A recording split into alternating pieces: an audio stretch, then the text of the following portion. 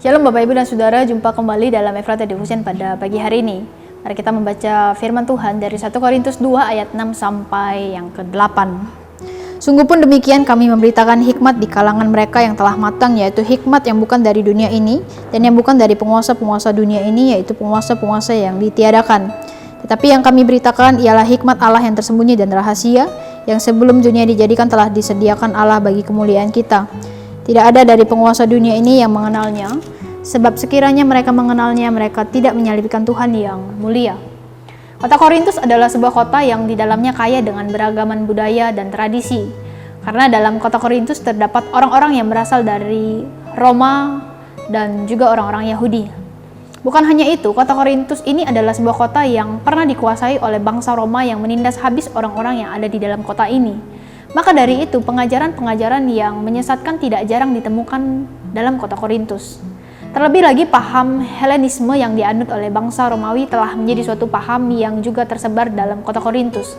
Sehingga orang-orang yang ada pada kota Korintus itu terkontaminasi oleh pengajaran yang mengedepankan filsafat dan pemahaman pemikiran logika manusia yang berpandangan kepada pengelompokan-pengelompokan yang ada.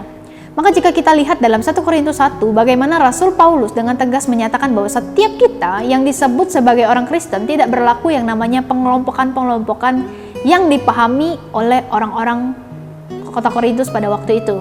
Nah, dalam pasal 2, Rasul Paulus kembali mau menegaskan dan mengingatkan kepada jemaat Korintus bahwa apa yang menjadi nasihat yang disampaikan Paulus bukanlah berasal dari hikmat yang bersifat jasmania ataupun keinginan diri sendiri, melainkan apa yang disampaikan oleh Rasul Paulus adalah nasihat yang berasal dari Tuhan. Bapak Ibu dan Saudara, ayat 6 Rasul Paulus menegaskan satu kata, yakni kalangan mereka yang telah matang. Maksud dari perkataan Rasul Paulus di sini adalah apa yang diberitakan atau nasihat yang diberikan darinya tentu tidak semua orang dapat menerimanya. Karena tidak semua iman orang Kristen sungguh-sungguh matang atau dewasa. Apa yang menjadi teguran Rasul Paulus dapat diterima oleh orang-orang yang jikalau iman dan kepercayaan mereka adalah sungguh-sungguh dan benar. Nah, sungguh-sungguh dan benar artinya di mana seorang memiliki hati yang terbuka dan membiarkan Tuhan yang mengoreksi dan membimbingnya sesuai dengan kehendak dan keinginan Tuhan saja. Seorang yang dikatakan matang adalah seorang yang siap menyangkal diri dan menyampingkan semua keegoisan diri dalam diri mereka dengan menggantikan nasihat-nasihat Tuhan melalui firman yang mereka dengar, renungan yang mereka baca, dan aplikasi dalam kehidupan mereka.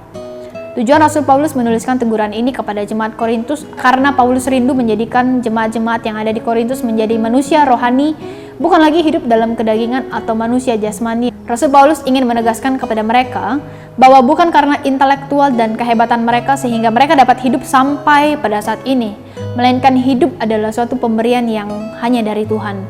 Nah, hikmat yang diberikan Tuhan bukanlah sekedar hikmat yang biasa seperti hikmat-hikmat dunia, tetapi hikmat yang diberikan Tuhan adalah hikmat yang tersembunyi dan rahasia.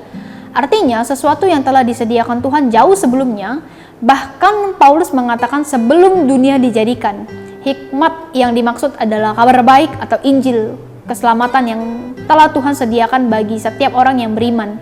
Nah, menjadi suatu refleksi pada pagi hari ini adalah apakah kita mau benar-benar mengejar dan memegang erat hidup kekal yang telah dijanjikan Tuhan?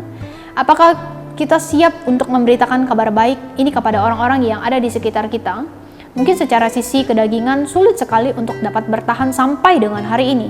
Tetapi Rasul Paulus kembali mengingatkan bahwa orang Kristen yang sejati adalah orang yang siap membuka pintu hatinya agar Roh Kudus bekerja dan memberikan hikmat agar tidak salah melangkah di dalam kehidupan di dunia ini. Bapak Ibu dan Saudara, marilah kita menjadi orang Kristen yang menjadi ciptaan baru atau orang-orang yang sungguh-sungguh mengutamakan Tuhan dalam hidup dan hati kita sepanjang kita melakukan perjalanan kehidupan kita. Mari kita berdoa. Tuhan Yesus yang baik, kami terus memohon dan meminta bimbingan yang daripada Tuhan untuk terus memberikan kami hikmat yang datangnya daripada Tuhan.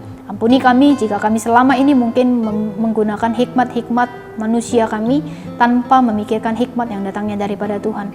Berkati kami memohon supaya Tuhan yang dapat memampukan kami untuk melakukannya. Hanya di dalam nama Tuhan Yesus kami sudah berdoa dan mengucap syukur. Amin.